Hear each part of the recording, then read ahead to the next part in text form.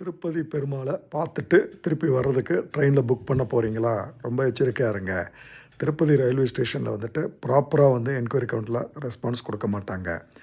நாங்கள் சமீபத்தில் திருப்பதிக்கு போயிட்டு வர்றதுக்காக சபரி எக்ஸ்பிரஸ் அதில் புக் பண்ணியிருந்தோம்.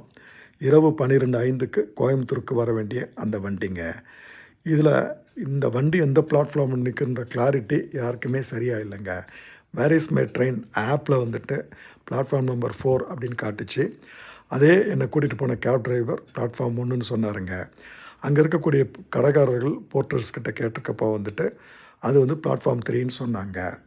என்கொயரி கவுண்டில் விசாரித்ததுக்கு அவங்க அனௌன்ஸ்மெண்ட் வரும், வெயிட் பண்ணுங்கன்னாங்க. Senior citizens, physically disabled, medical reasons இதில் இருக்கிறவங்க எல்லாருமே கடைசி நிமிடத்தில் பதபதிச்சு பிளாட்ஃபார்மில் நின்றுக்கிட்டு இருந்தாங்க. லாஸ்ட் மினிட் அனௌன்ஸ்மெண்ட் திடீர்னு ஓட ஏற வேண்டிய சூழ்நிலை வந்ததுங்க.